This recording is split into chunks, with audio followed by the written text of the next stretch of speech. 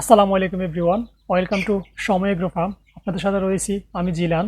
শীতকালে মুরগির বাচ্চা ঝিমায়, ওজন কমে যায়, দুর্বল হয়ে যায়, খাবার কম খায়। এর থেকে পরিত্রাণের উপায় কি?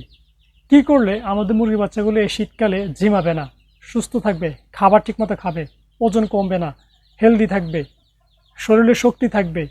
তো ইনশাল্লাহ আজকের এই ভিডিওতে আমি আপনাদেরকে একটা সঠিক ধারণা দেওয়ার চেষ্টা করব মুরগি নিয়ে, এবং খামারের তথ্যবহুল ভিডিও পেতে আমার ইউটিউব চ্যানেলটি সাবস্ক্রাইব করে এবং ফেসবুক পেজটি ফলো দিয়ে আমার সঙ্গে থাকুন।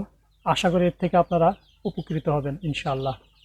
শীতকালে মুরগির বাচ্চা ঝিমানোর বেশ কিছু কারণ রয়েছে, ঠিক আছে? আর এই ঝিমানোর কারণে কি হয়, মুরগির বাচ্চা যে খাবার খাওয়া ছেড়ে দেয়, এতে মুরগির বাচ্চার ওজন কমে যায়, শক্তি কমে যায়, মুরগির বাচ্চার গ্রোথ কমে যায়।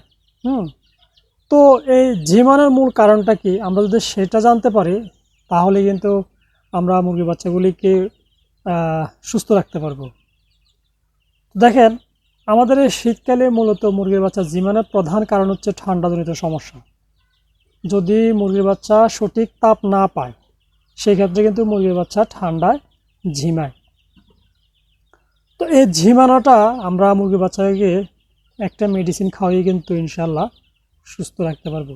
কারণ এই শীতের সময় মুরগির বাচ্চার শরীরে তাপমাত্রা কমে যায়, ঠিক আছে?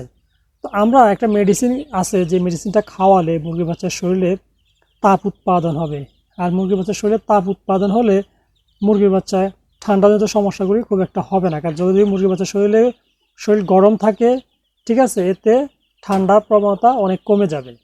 আর অবশ্যই এরকম একটা লাইট আপনারা জ্বালিয়ে রাখবেন মুরগির বাচ্চাগুলিকে যেখানে রাখবেন সেখানে, ঠিক আছে? এরকম একটা লাইট জ্বালিয়ে রাখবেন আর একটা মেডিসিন খাওয়াবেন, দেখবেন যে ইনশাল্লাহ আপনাদের মুরগির বাচ্চাগুলি ঠান্ডার যে ঝিমানো ভাব সেটা ইনশাল্লাহ থাকবে না। কারণ ওদের শরীরে তাপ উৎপাদন হবে, তাপ উৎপাদন হলে ওদের শরীর গরম থাকবে, এতে ঠান্ডার প্রবণতা কমে যাবে। তো আমি এখন আপনাদেরকে মেডিসিনটা দেখাবো এবং মেডিসিনটা কীভাবে খাওয়াবেন সেটা সম্পর্কে আলোচনা করব। তো দেখেন, আমি দেখাচ্ছি আপনাদেরকে। এই যে এটা হচ্ছে ইসেল, এটার মধ্যে ভিটামিন ই এবং সেলেনিয়াম আছে।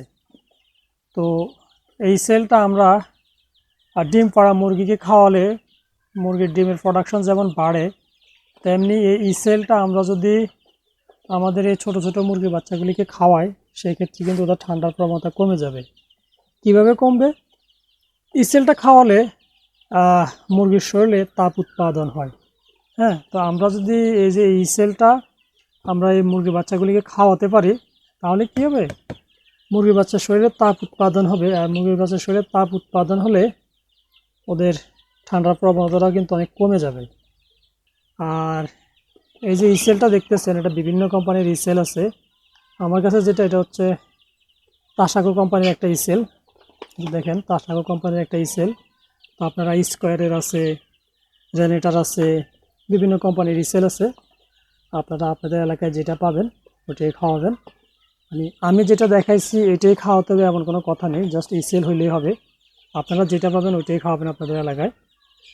আর এই ইসেলটা খাওয়ানোর নিয়ম হচ্ছে, এই যে ছোটো মুরগির বাচ্চাগুলো দেখতেছেন, এগুলির ক্ষেত্রে 2 লিটার পানিতে 1 ml ওষুধ মিক্স করে আপনারা 5 দিন খাওয়াবেন, ঠিক আছে?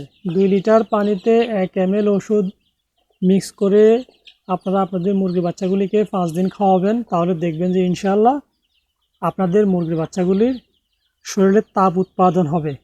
আর শরীরে তাপ উৎপাদন হলে মুরগির বাচ্চাগুলি সুস্থ থাকবে, হেলদি থাকবে, বাচ্চাগুলি ঝিমাবে না, ঠিক আছে? কারণ আর যদি না ঝিমায়, মুরগি যদি সুস্থ থাকে, মুরগি খাবার খাবে, খাবার খেলে মুরগির শরীরে শক্তি থাকবে।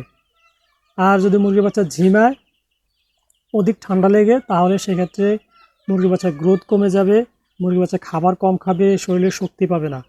এতে ধীরে ধীরে মুরগির বাচ্চাগুলি অসুস্থ হয়ে যাবে, অসুস্থ হয়ে বাচ্চাগুলি মারা যাবে, ঠিক আছে? তো আপনারা অবশ্যই মুরগির বাচ্চাগুলিকে এই শীতের সময় 2 লিটার পানিতে 1 ml ইসেল মিক্স করে 5 দিন খাওয়াবেন প্রতি মাসে, ঠিক আছে? প্রতি মাসে 5 দিন করে খাওয়াবেন।